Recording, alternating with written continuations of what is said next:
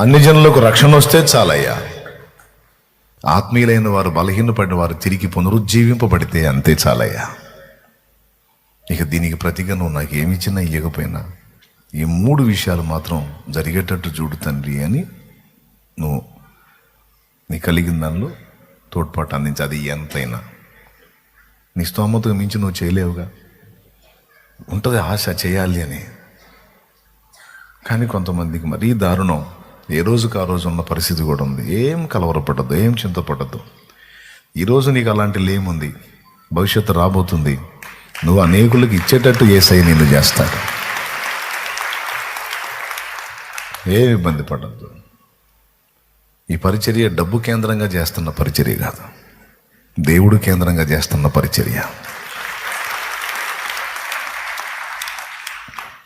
దేవుడు నాకు అనుగ్రహించిన బిడ్డలు మీ మనోవైఖరి నాకు తెలుసు.